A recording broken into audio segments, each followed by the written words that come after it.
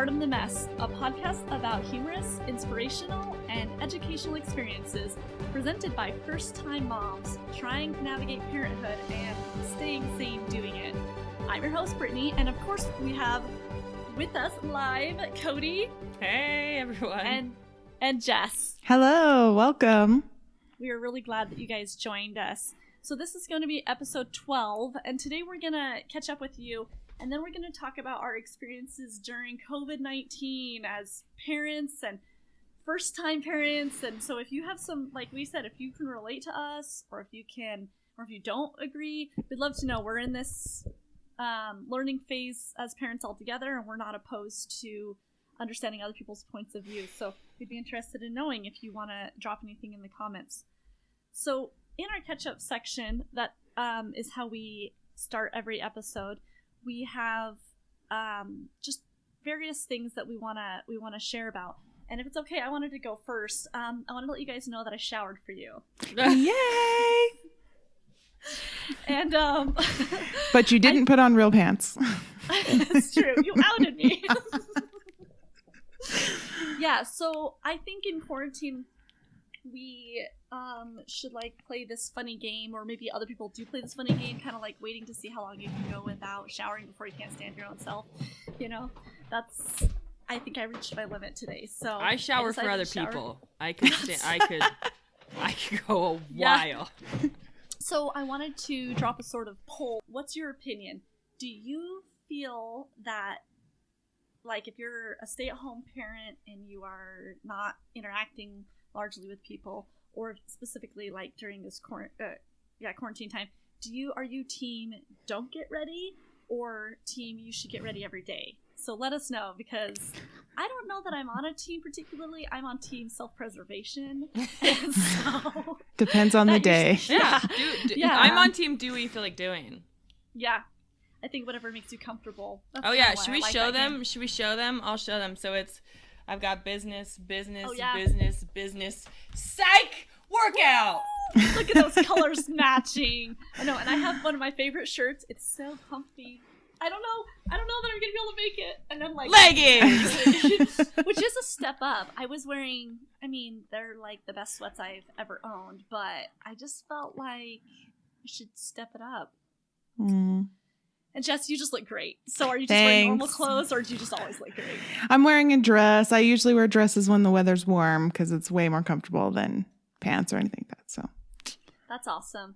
I saw somebody wearing a dress at the store, and I was like, she's so fancy. That's why I like them, because they're all my dresses are the stretchy jersey fabric, so they're super comfortable, but it makes you look like you actually tried. So yeah. Is that a LuLaRoe dress? This one is not. Oh. No, I do have some of those, but this one, no. Yeah, that's great. How are you guys? Good. Hey, we're good. Hi, all my friends that some of you I haven't seen in forever. Thank you for being here. If you guys had listened to episode 5, we did some things and voted on whether things are inappropriate or okay or not okay, and some of our opinions were different. So you may see that tonight as well with some of the approaches or thoughts. But what I like is that through the last, when did we start? February? Is that when we started recording? It's been 3 months? Yeah. Feels like a long time, but I know. over the last 3 months, I've been really happy and felt blessed to interact with you guys, to learn so much more about you, and then still be friends. You don't go to the depths that we have and always survive. Yeah.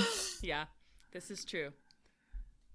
So, anything else going on in your week? Oh yeah, we started solids last week with Jamie, which is fun, and I love watching him try to eat and learn and stuff. But also very sad for me because I feel like it just came way too soon. He's so big, and he's been so big that I feel like he just is rushing through life. He's only 4, so he's 4.5 months now, and he wears 9-month clothes, and he's eating solids, and I think he's close to rolling over. We've been working on it for a long time, but I think once he starts to be mobile, I think it's just going to be I don't know, all downhill from there.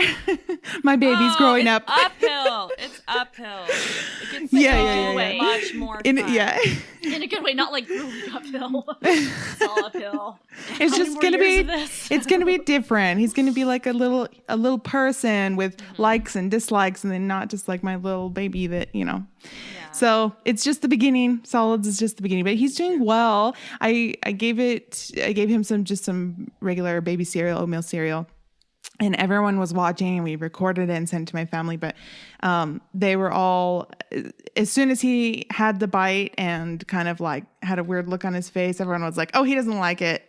And then that was it. I'm like, okay, you don't give up on him. I mean, give him a chance, man. Yeah. But by the second or third day, he was using the spoon by himself, putting it in his mouth, and he really enjoyed it. So. And we've moved on now. We tried bananas today, and he liked that a lot. So it's fun. It's a fun adventure to because I love food and I love cooking. We have lots of different foods in the house, and so we're excited to share those with him and see which ones that he likes and doesn't like. Yeah, that's so great. And in our week, Emmett's just, I think from the last time we did a catch-up section, he's just going 100 miles. I mean, he's walking. He's basically playing soccer. He's talking, he says a bunch of things. He has started doing temper tantrums, not frequently, and he doesn't pass out when he only passes out now when he gets hurt. So thankfully it's not every time he gets mad, because he'd pass out like 15 times a day. But yeah, he's started throwing temper tantrums. He'll throw himself on the floor and scream and shake his fists. It's fun. But I've enjoyed, let me know if you're watching, if you preferred like babies where, like Jessica was saying, or if you enjoyed seeing them get older and learn new, because it was happiness when Emmett started to crawl and started to walk. I don't like that he's like getting big, but I prefer this over infants. So let us know.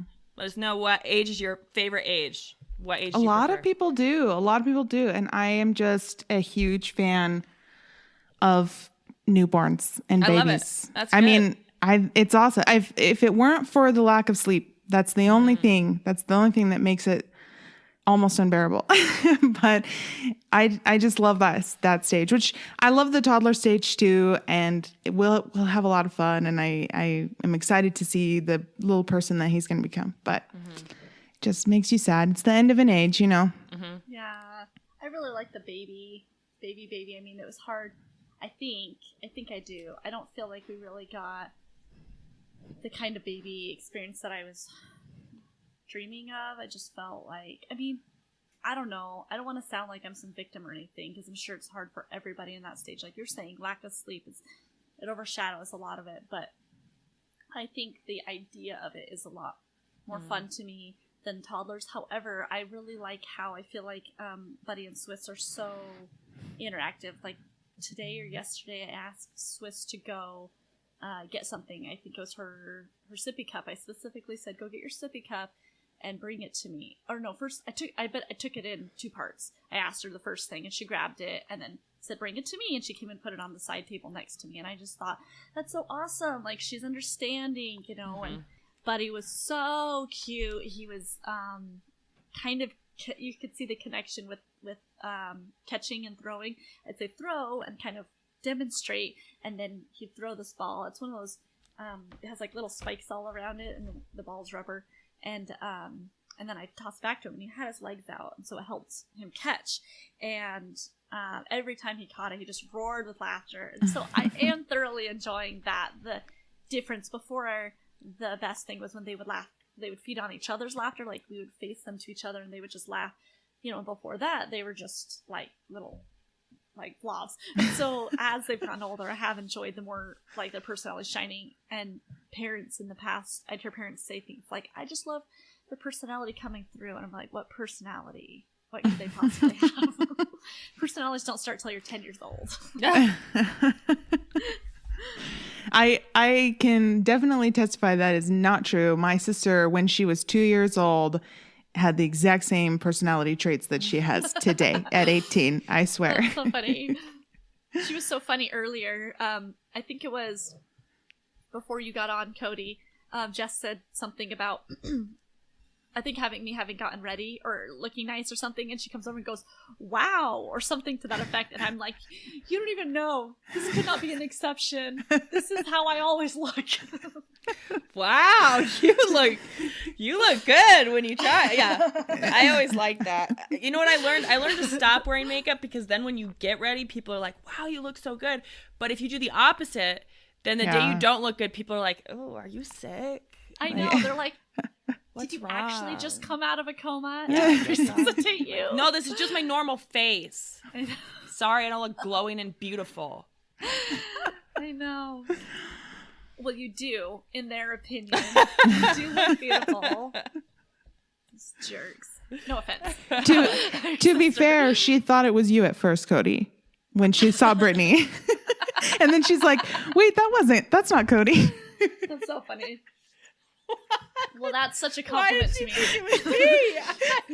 Maybe she's seen your hair curly. Because you're always pretty. Always look good. Yes. No, that's great. That's awesome. Well, is there anything else you guys wanted to update us on before we transition to our product praise? Oh, that's what I was going to say. I have a product praise that goes along with my, but I can go. So with the solids that we were starting, I told you guys about this, but I wanted to show you and show our listeners as well. These are the spoons that we're using with Jamie. You can see them. So they're the Ola Baby spoons, and they're silicone and very soft and flexible. And they have like kind of a pointy tip. So you can just kind of touch it down into the bowl and it picks up the cereal and stuff. He hasn't gotten the idea yet that if he puts it in the bowl, it'll have food on it. So I still have to guide his hand or do it for him. But then he can grip it. This one's for the baby to grip, and it's super short. Like you can see the difference.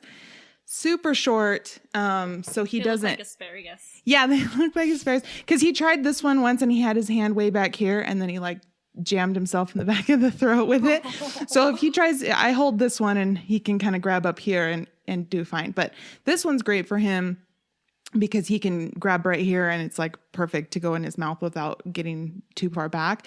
And they have like, they're silicone, but they also have like ridges. So they're much easier to grip. They're not like slippery or anything. But he is loving these. He's doing super well. Like I said, we started him on oatmeal cereal. And by day 2, he was kind of doing it, but he was mostly getting it all over his face and his ear and stuff. But by day 3, I would hold it there and he would grab it and go straight into his mouth. So 3 days for a 4-month-old is not bad. So I really like these spoons. They are totally helping him. So yeah, that's my product praise. Awesome. And we'll have a video to put in our show notes. So if you guys haven't looked at our show notes section, where you can find it is on partumthemess.com.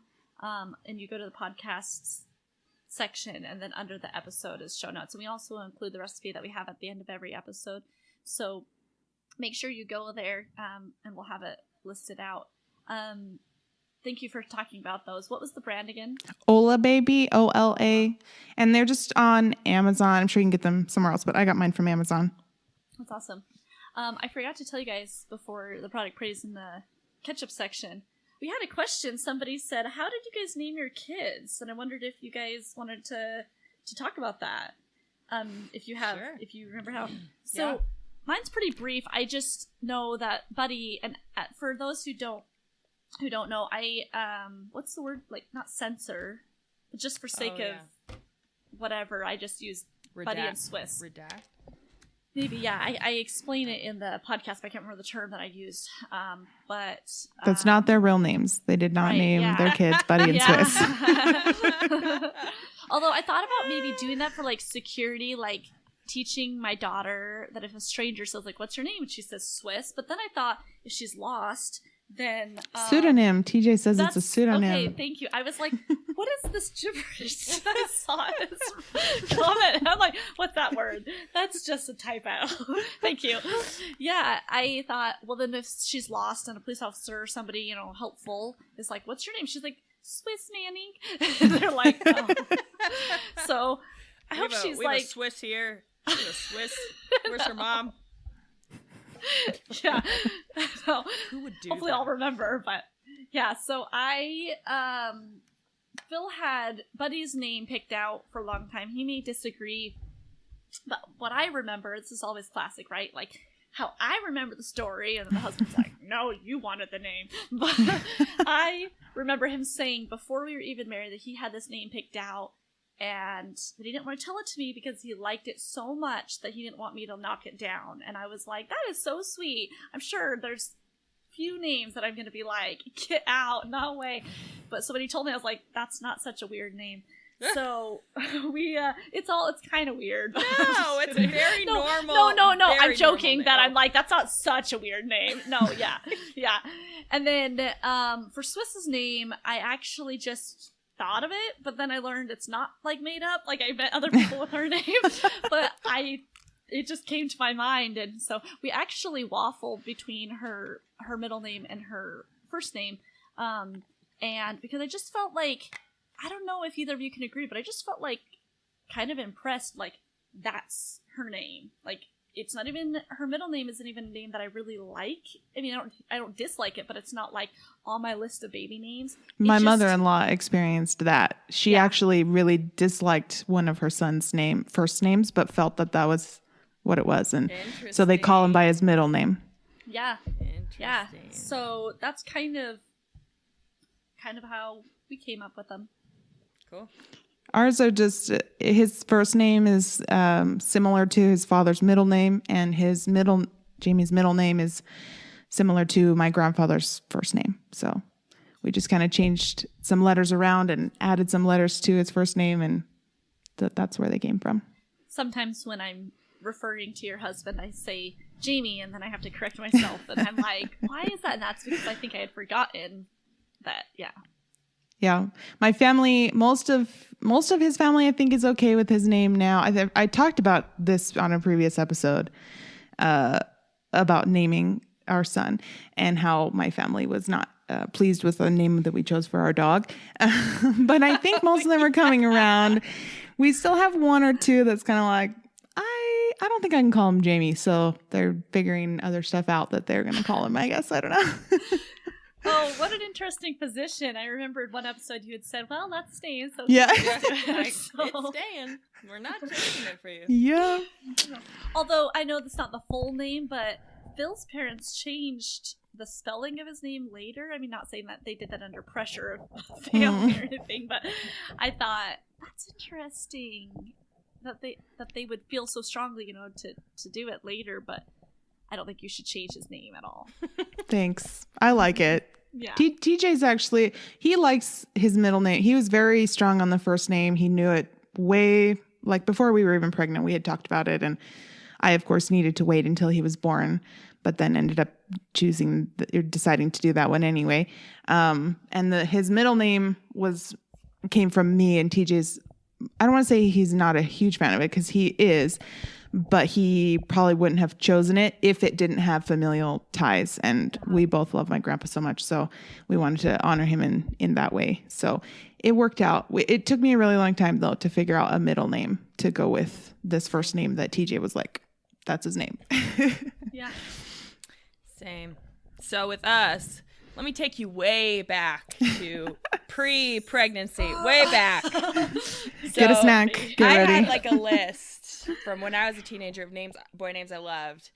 And before we got pregnant, I brought this list to Eden, and I was like, here are names I love. And he was like, boys, you do whatever you want. You name them whatever you want, because I don't care. Girls, I have some like, I have some names I prefer, but boys, it doesn't matter. So we get pregnant. We find out we're having a boy, and we're getting like closer to where this kid's gonna have to have a name. And I'm like, okay, here are the names I like. And he's like, I just really want my grandma to be able to pronounce his name. Well, have you ever heard Brazilian names? Because they're freaking weird. And they are so hard to pronounce. They're just, it's a different language, So there are some Yeah. that we talked about. We talked about Gabriel. We talked about Mateo. We talked about a few others. And I'm white. So, and I anticipate In case you didn't know. Yeah, like people now watching us. I'm going to take and Eden's pretty white. So I'm going to take my white baby to the grocery store. And then when people ask him what his name is, I'm going to say Mateo. They're going to be like, what? Why? Your baby is white. And maybe that's not a weird thing, but I was just not feeling it. I was like, I don't know. So it took us a long time. And all the names I loved, Eden was like, but my grandma won't be able to pronounce that. Like Lincoln. Yeah, they can't pronounce Lincoln. They can't pronounce Beckham was another one I loved. I'm like, these are big people that I don't know. I thought would be like Abraham Lincoln. What's his name? David Beck. Bend it. Bend it like. That's right. Bend it like Beckham. I thought of Victoria, but that's his wife, and most people don't. Anyway. Posh Spice. Yeah. We argued. Posh. Yeah. Wait, no, it's Ginger. Isn't her name No, Ginger? she's Posh. No, she's Posh Spice. Ginger's the redhead. Yeah, I know. I thought he married the redhead. I obviously didn't keep up. Come on, Brittany. Get know. your Spice Girls right. This is it. This is the end of our friendship. So Good thing this is actually our coronavirus finale couldn't now. do it. This did it. I'm done. No. But we argued a lot, and then one day I was talking Kind of like that. Yeah. It was a little less civil and a little less joking around. It was more like, your grandma is one person in Brazil that's very old, and I want our son to have a name that everyone can pronounce for the rest of his life. A lot of those arguments. Yeah. But finally, I was like 2 weeks before I was going to deliver, I was talking to one of my neighbors, and she was talking about her daughter has a kid in her class that she has a crush on, and his name is Emmett. And so I was like, wow, I think I like that. And then I brought it home to Eden, and he was like, yeah, I don't have any problems with that. And I was like, that's it. That's it. Put it on Closed, the papers now. locked down. It's Emmett. And then his middle name, I won't say it on here, but it's just similar to Eden's middle name, which is a Portuguese name. It's kind of like the Americanized version of Eden's middle name. And so that's how we came up with that. I have no idea. I want more boys. If we have more, I don't know. Good luck. A lot of prayer and research, I guess, because we have nothing for that. But that's how I feel, because we had like 5 girls' names picked out that we both loved. And for the boy, it was like, yeah, I couldn't commit to anything until he was born. I'm like, well, I guess we got to name him. So Yeah, I think I already know if our next baby is a boy. I know Phil doesn't know this. Surprise. Ooh. I already got it lined up. Yeah.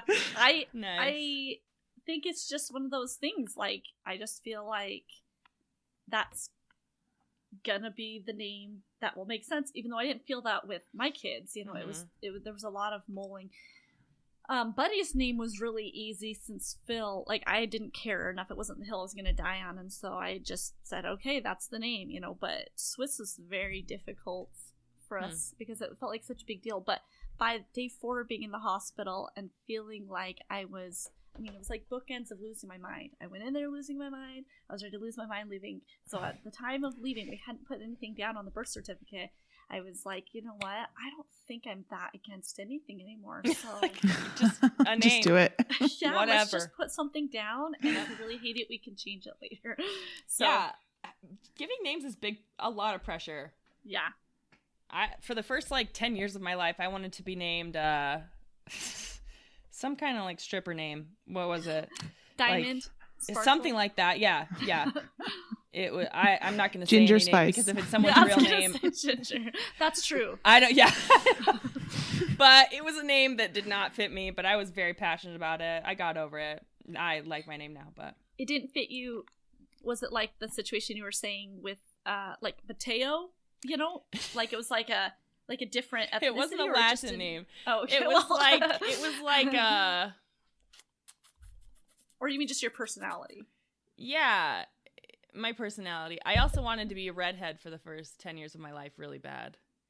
So neither of those things worked out. But it was something like Crystal.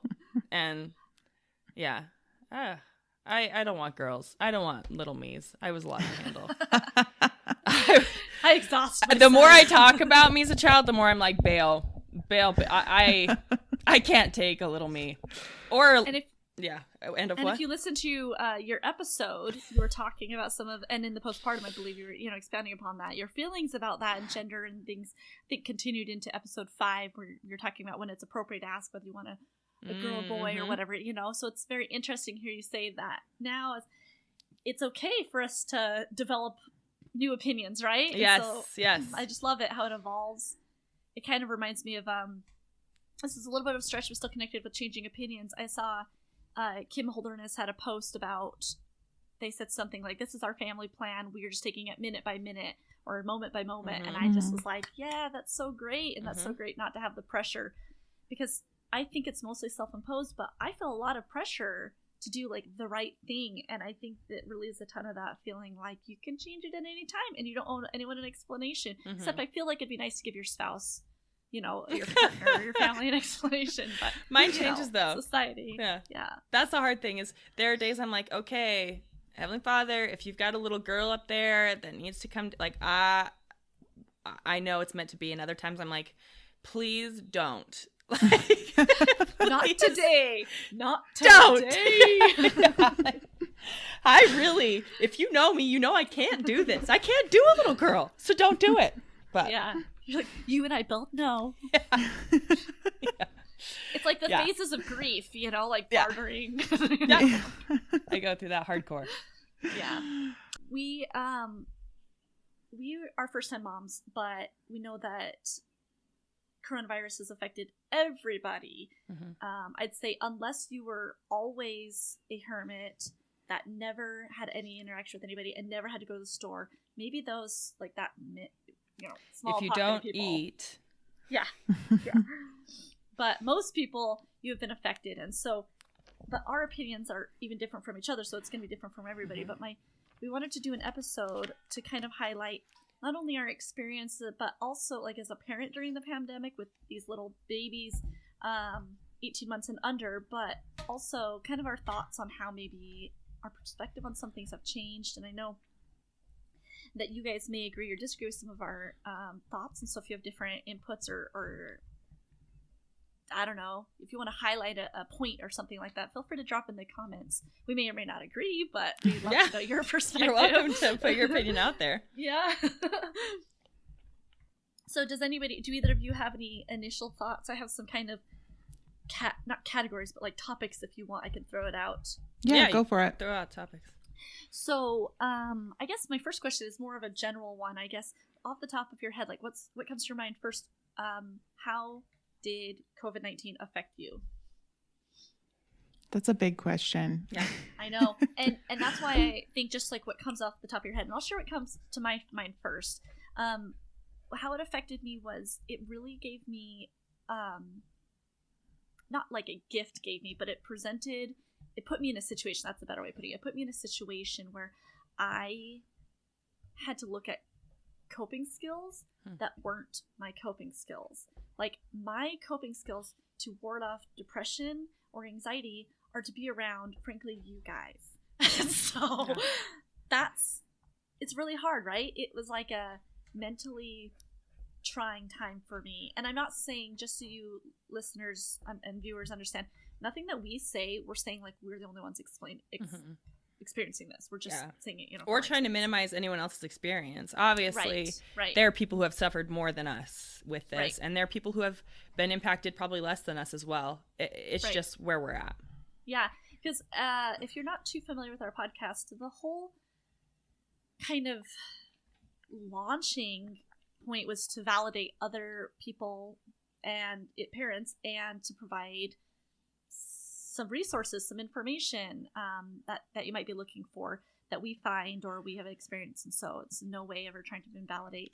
But as I was, having to kind of navigate this, I go to therapy almost every week, and I was able to Thank you, TJ. TJ says, I want you to know whatever you say, I will feel personally attacked. Noted.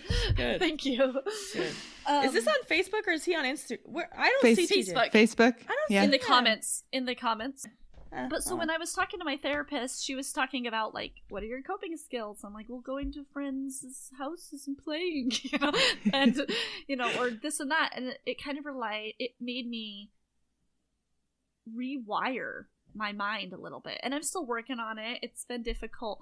At the beginning, I felt really kind of frantic. I felt like I was kind of like, I didn't want to stop. And I think that was just the anxiety, really speaking. So if any of you could relate, I'd love to know. That anxiety really, like, pushed me to not want to stop, I think. And then after about a week of, like, the longest year of my life, or meaning the week felt like a year, the sun literally started to come out. And that made it feel so different. I cried so much in that first week. And I just felt so, like, picked on. And I was talking to Phil and I was saying, like, God understands my needs. Why is it so rainy? You know, like, I'm being picked on because it's raining. How many people are praying for rain, right? You have that personal rain cloud over you, like in the cartoons. Yeah, exactly. And so it just was very hard. And we had to figure out how to live, or to not just live together, but, like, interact. And he worked it. I'm pointing over here because he has, like, a basement set up. He worked away, but it felt so lonely, and it was so interesting because he's gone all the time anyway, but it was just like a situation. It was a really mental thing for me, and so I think that was a good thing for him to understand how to serve me in a different way, because we've never been forced to be like that. I've always been, he'll say, go have your girls' night or whatever, and I might be like, well, I want to spend time with you, but we have options. But then it was like literally ripped out, and then, well, not literally, figuratively ripped out, and then, you know, he adapted in that way, I think, and has done a pretty good job. So sorry to get emotional. I'm not sorry to get emotional. Go ahead, somebody else. Sorry, not sorry. Yeah. It was interesting to me that as far as the isolation goes, I didn't feel like it was really changing anything about me or my daily life. Mostly because I'm a fairly introverted person. My husband's much more introverted than I am. And I had just had a baby, like I had a newborn. I guess he's not a newborn anymore because that's just like up to 3 months or something. But anyway, I had been used to, for the last few months, not going anywhere really or doing anything except, recording the podcast with you guys and the occasional trip to the grocery store. But, so I, in the beginning, was just like, yeah, this is no big deal. Like, a lot of people are struggling. Brittany, I know you're struggling. I was talking to you a lot about it and trying to be there for you and for other friends, but, I was doing okay. And, it was, I think, a couple of weeks ago when I realized how much I actually was struggling, and it didn't actually hit me until that point that my anxiety was like on overdrive, because I thrive on control. I've talked about that before, I think, in a postpartum, that my anxiety is controlled by my ability to control and plan and prepare. And the fact that we just have so many different sources, I feel like, screaming at us. Like, I don't feel like general information is being provided to be helpful. I feel like there's just multiple sides of people screaming, saying, this is the only thing to do. You do this and you will die. You know, like, things like just very absolute. Intense. Yeah, like, just very absolute. And me personally, I thrive on knowledge, on research, on knowing, you know, what is the best option, and then making a decision from there. And just not being able to do that, not being able to trust the information that I'm being given, you know, without diving really deep into the research and everything. I think that just really got to me. And I was, I haven't cried a whole lot about this, but I did. I was just talking to TJ about it like this, like I'm talking to you guys, and all of a sudden I just like started bawling. And I told him, I was like, I don't even know why I'm crying right now, but it was just so overwhelming to me. And mainly the idea that I didn't know when this was going to end. And I couldn't see how we could just, quote unquote, go back to normal, because you have all these people saying, we'll never go back to normal. We'll never shake hands again. We'll never spend time in large groups again. We'll never give hugs. And I'm like, we can't do that. We can't live life like that. So there has to be something else, right? There has to be something that we'll be doing, that we'll be getting to. And I didn't know what that was. I couldn't see how it would be possible, at least anytime soon. I had no idea when this specific isolation period was going to end, or when I was going to feel comfortable leaving, because even though our state is starting to open things back up, I'm personally not comfortable with where we're at. And so everyone has to make their own personal decision about that. But I think that the anxiety was overwhelming to me, that I had no clear, like I think I told you, Brittany, if someone just said, all this will be over in August, like, I'm cool. I'll quarantine for 6 months. Like, I'm fine with that. But nobody could say that. And when they did say it, you knew that they were just trying to, whatever their agenda was. Yeah. Because they didn't know, because no one knows. And that was the thing that was really starting to get to me. So we handled things different than a lot of people. And I'm sure that some people are not happy with the way, we stayed in contact with family. So Eden's 2 brothers, we would still do regular gatherings, multiple times a week. There were 10 or plus more of us. And when this all started, we sat down and talked about it. I think it was one night, and just said, hey, what do we want to do? How do we want to handle this? What are the kind of boundaries? And I knew that for myself, my mental health at that point, when we were having that conversation, was more important to me than the virus, right? It just was. I knew that, hey, I can die from this virus. I can also die because I am not stable mentally, right? And so we weighed those options, and I said, okay, well, we're gonna try to keep a tight group of people and kind of be our quarantine crew that we stay with. And so I think in that regard, I didn't have a lot of negative experiences. I haven't had a lot of negative experiences so far. We've stayed pretty social. I think the hardest thing for me is that my way of being there for my friends is physically doing things for them. So I'll watch your kids. I'll buy you treats. I'll come to your house, talk to you. I will go on a walk with you. I want to be there physically. For me, it's really hard to know how to support people and to feel confident supporting people over the phone or through text message. I just don't.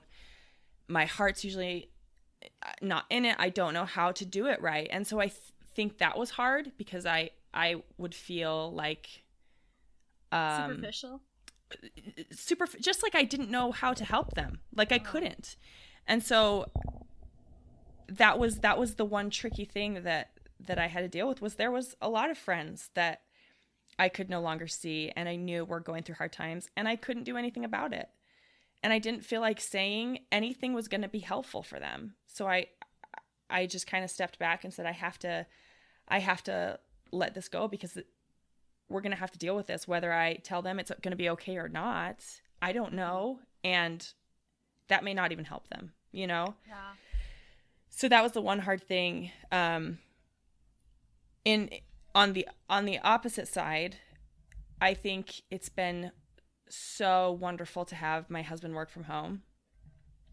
So wonderful. If I could grasp onto that small portion of this whole experience and keep it, I would do it in a heartbeat, because it's, he has a 20-minute commute to work. So it's 40 minutes a day that we're saving in drive time. And then we get lunches with him. We get breaks with him. And I just feel like he is more energized at the end of the day. Maybe it's because he spends 20 minutes sitting in his car on his way home. And then when he gets home, he just doesn't want to interact, but it's been so great, and I wish I could keep that. Yeah. TJ's actually been more drained working from home. And I hear that too. I think it's because I think I was telling you this, Brittany, there's a lot of it that comes in that he doesn't have a physical separation. So like when you go to the office and you work and then you're like, okay, I'm done working, I'm going to leave the office, and now I get to come home, and you have that physical separation. So now he just kind of feels like he's always working, even though he's not working. It's like, it's basically like if you lived in the office, you would, have that feeling. But he has loved being home, and I have loved having him home. He loves spending time with Jamie and seeing, he was here when Jamie tried the solids, and he's been able to take breaks and spend more time with him during the day. And I feel like that gives him more peace when he's really stressed, and helps with, whatever's going on in the day. So I agree though, Cody, if we could continue that, I feel like a lot of businesses should consider that if their employees are doing well. I know some people aren't doing as well, but if they're doing well, it's possible, then I think you should still do it, because it enhances the quality of life immensely for a lot of people. Yeah. I know that it's a big struggle for Phil he doesn't feel like he's as productive. And I've told him that if he wasn't allowed to be home during all of this, I would have cracked. I wouldn't have, I might have actually had a breakdown, like a mental breakdown. Because I just can't imagine having every one of my supports unavailable, and, really, like, if I'm not a big fan of trying drugs or even caffeine, like, physically that doesn't sound like a good idea to me. And, there's not much else to numb the pain, so my brain's going to do something, and I think that's a real issue. And I can't speak for anybody particularly because I haven't heard that, but I mean, we know that, or I've heard of people, like you mentioned a few minutes ago, Cody, like this possibility through isolation for people to take their life, and so I'm just really grateful, and I believe that was a tender mercy that he was allowed to be home despite his struggles. And I don't mean to say, well, it was worth it for him to sacrifice his, whatever, but there would have been no way for me to survive it sane. And I say it like it's still like it's over, but and I don't know when he'll go back to work. It's kind of this silent like battle, if you will. Like he's hoping to go back yesterday, and I'm like, I'm like slashing the metaphorical tires of his business's car so he can't drive. Like, I can't go back to work. So same. But how awesome that you've learned those coping mechanisms, though. Like slashing at least tires? Do this. No. Whatever does it for you. No, you said you had to learn some new coping mechanisms to like other than the norm, and I'm sure that will help you in the future. Just having that experience. I hope it will for Phil too, but I think that it helped me feel like, well, I think for him too, I think it helped us connect differently. Like he's been wanting me to play a game with him that I've been resistant to because of what I felt would be a time commitment. And he planned it for a date night, and I got my date and he got his game. And, not that he has so much more time, but I think that helped him, I hope it helped him feel appreciated. And I'm not saying I'm never willing to play it again, like that was your time, but I loved seeing him happy that I'm doing something, just like these concepts that will hopefully carry through to other like date nights and things like that. So I think there have been some positives that have come out of this. I think so. For example, every year on Eden's birthday, I'm always like, oh my gosh, what am I going to do? It's not going to be enough. And this year on his birthday, I was like, we can't do anything. So no pressure. Yeah. So I just went to the dollar store and bought him some fun stuff. And it was such a sweet birthday. It really was. So we biked down the canyon. And he did his longboard down the canyon, and it was just so sweet and intimate and simple and slow. And I loved that. And I hope that we can carry that into our regular lives, because I think it's so easy to get overbooked and overplan everything. And I do think there's a place for big gatherings. There's a place for parties. And I also think that you can really make sweet memories just with your immediate family. Yeah. Mm-hmm. Absolutely.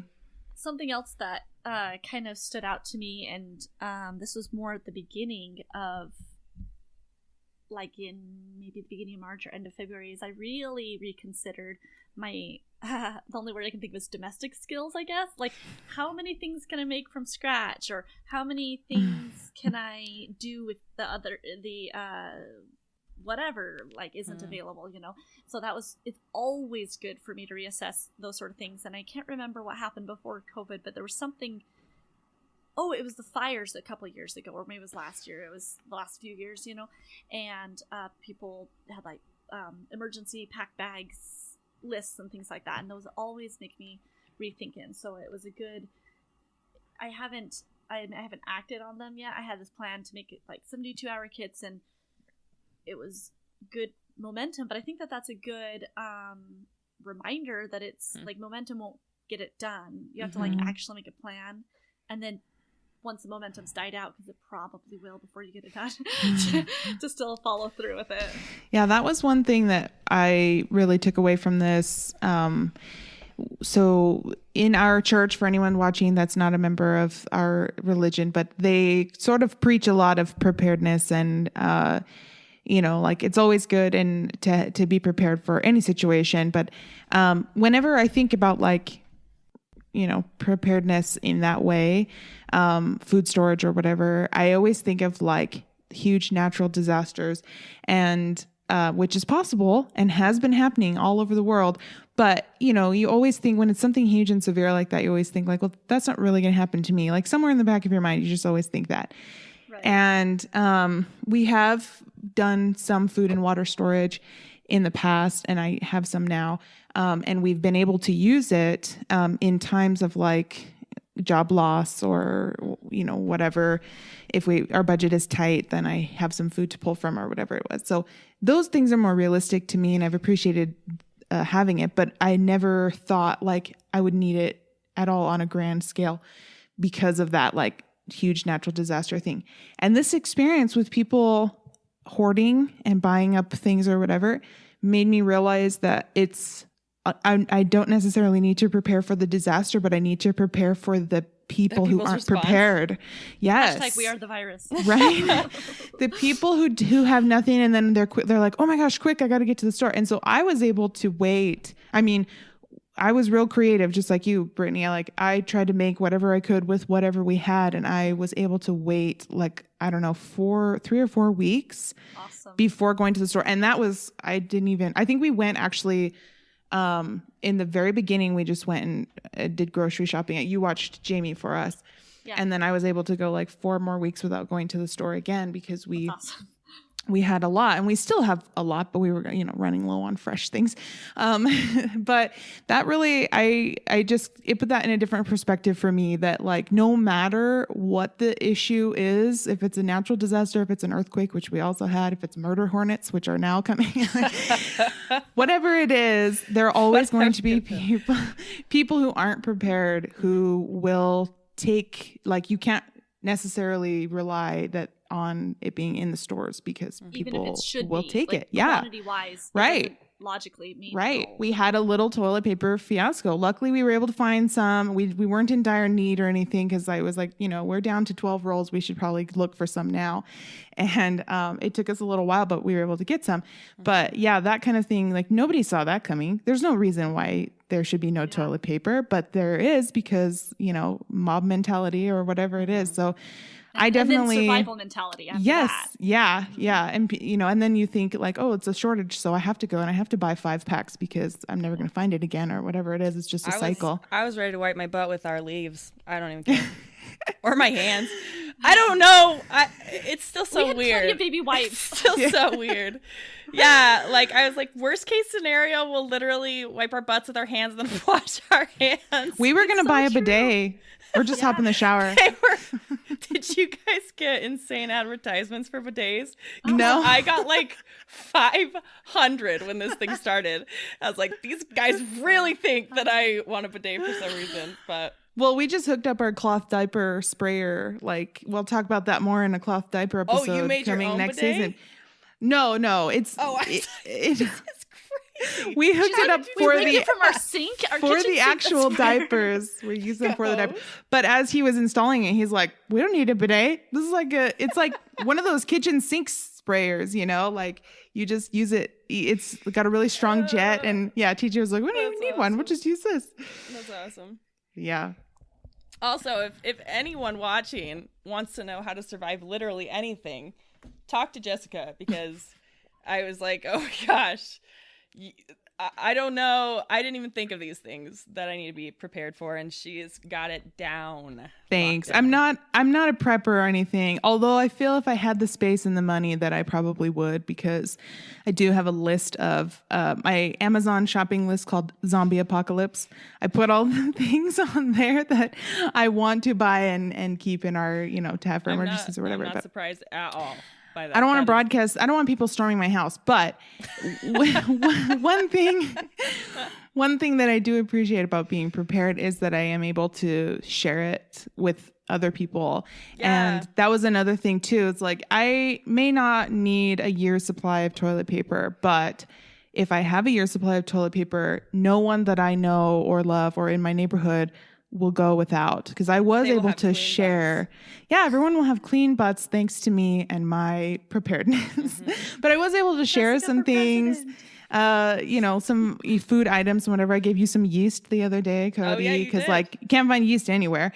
But they're so weird. It's so weird. People are just baking bread because bread doesn't exist in the stores anymore. Because everyone's baking bread.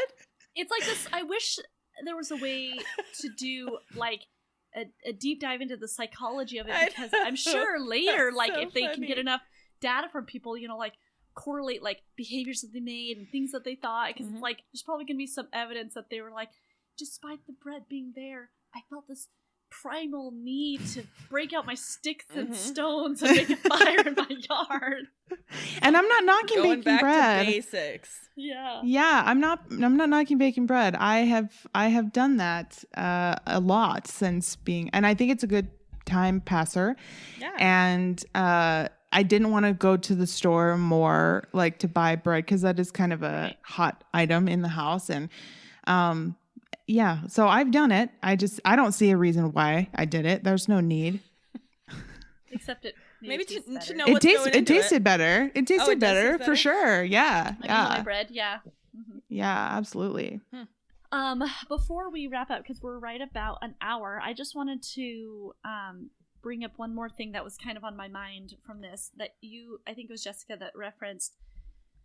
It's going to be difficult for me to see things different germ-wise. Like you said, like, are we going to hug? Are we going to this? I think I'll be okay with hugging, but I just imagine going back to church and people, like, I don't want to shake anybody's hands. This is like next level up from having a new baby, like awareness, and I just think it's interesting, and I wonder how long it'll stick with me, because at home I feel like, by the way, my hands are like super dried out, and I don't think I'm washing them anymore like than I would have been, because I'm at home, but I think I'm using hand sanitizer more. I don't know, maybe the season's changing, but I put lotion on and they're like burning and red. What is happening? So I don't know. I can imagine being like, I don't want to touch anything, or like bringing Clorox wipe to the benches, although by now anything on them should be dead, hopefully, because it's been like how long without. I don't know. I just am worried that it's going to become almost a paranoia, because when I was working in case management and community health, I was so hyper aware of the possibility of getting bed bugs. And Phil was like, you are paranoid. I was like, you would be too. If you understood what I see and experience, like, you don't know what I've been through. Like, I've seen some stuff, And so I was like, and I've come off of that. It's been almost a year that I've been, gone, and I've been in recovery for about a year. But I just feel like this is gonna like do a number on people. I mean, maybe only for a month, but still, I don't want to know how to be like, hey, and maybe for the first month we can just ride the coattails of COVID. Not gonna touch you. So I think people will get used to it. I think I'll get used to it, because we have other illnesses. I mean, there's like cold and flu and we go out anyway and we live our lives anyway. Although I was listening to Ear Biscuits, which is Rhett and Link podcast, which is awesome. And Rhett was talking about the flu shot. And I literally never get the flu shot ever. And Even he was when Jamie was born, you did. I did one time. I did when I was I've pregnant. Never gotten one. Interesting. But he was saying that this experience opened his eyes to protecting other people from getting, because it's like I can go out, I can get sick, I'm probably not going to die. That's not how I felt personally, but that's logically what I knew. And but there's this whole new awareness now. Everyone's talking not only about you, but about the people that you are interacting with, and you don't know their health situation. And I have several friends who are vulnerable. And so getting the flu shot may not matter to me, but not getting the flu or getting coronavirus or whatever, when they come out with a vaccine or whatever, doing that to help protect those around me. That was a totally new perspective for me as well in this situation, because I don't think we really ever focus on that. I mean, you kind of know, like, if you're sick, don't go to work, but that's pretty much, and I just know, I know several people who are very vulnerable, to this particular disease. And I would hate to be the one to bring it to them or to cause a death or something. And that has really weighed on me in this situation as well. And I think going forward, definitely have to find a way to balance life without being scared, because I don't want that. I don't want to have anxiety about this anymore, for the rest of my life. And I think, having some kind of vaccine, having some clear answers will probably help as well. But also, finding that balance between going about your life, but also being safe and continuing to wash your hands or whatever it is. I definitely can't not hug people anymore. I mean, I know there are some scientists out there that just say, it would be great if we never touched. It'd be great if we were all in individual bubbles. But that's just not practical. And I don't think it's what life was meant for. So oh, sorry. What were you going to say? I was just going to say, I had that experience talking to a friend, texting a friend, and she had gone through something very, very tragic very recently. And I wanted to be there with her, talking to her about this in person and hugging her. And, but it was just over text. I mean, and it was really serious. And I'm like, I can't believe you're texting me this right now, but what are you going to do? Not tell me for 3 more months, So, there's a reason why we have human interaction. And I think we're going to get back to that. We just have to figure out how to do it and do it safely, I guess. And my opinion, I think the one thing I struggle with is what you're talking about with other people that are maybe not as, their immune systems are not as strong. So they're compromised a little more than I am. But from everything I've learned in my life, germs are not, for the most part, bad. Bacteria, for the most part, is not bad for you. So, and even germs that are bad, right? So colds and flus have the potential to make our immune system stronger. And that's something we have to remember, is that our kids are going to get sick. We are going to get sick. This is going to happen. And we can't live in this little bubble. It's not forever. I mean, and live a life. So we have to take that risk. We have to say, okay, there is a risk that we're going to get sick, and there is a risk that we're going to be exposed to germs, but we've got X amount of years left, and we can spend it by ourselves suffering, worried that we're going to get sick, or we can say, all right, let's do this. Let's live our lives. There's definitely truth to that.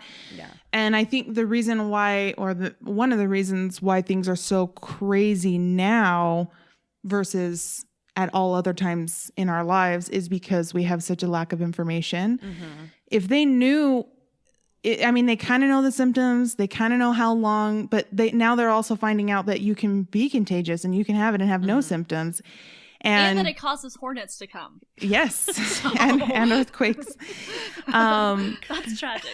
But I think everyone just kind of shut down in fear because there was so much unknown and so many people dying. And now there's more data coming in, more tests being done, and we're seeing that the death rate has gone down considerably from what they were estimating in the beginning. And even what we were getting, even what we're getting now isn't accurate. You know, if someone dies from another reason, from what I understand, if they die and have not been tested for COVID, they're automatically put on that list because they don't know for sure. Is that not Utah, true? Least, I have not heard that. In Utah County, at least, or in the state of Utah, I've watched the daily updates from the I want to say epidemiology. I think that's the name.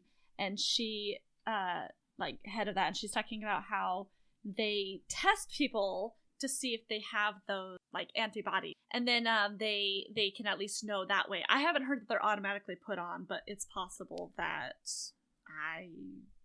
at least that's what Utah's doing. Haven't heard that at all, but I stopped paying attention because it was so overwhelming. Right. Just everything going on.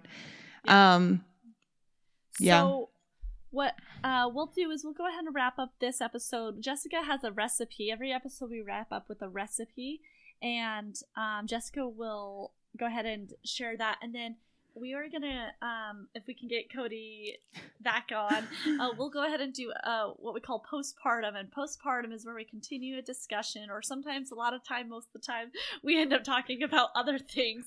But it's a good way for us to, because we edit these podcasts, or rather Phil does.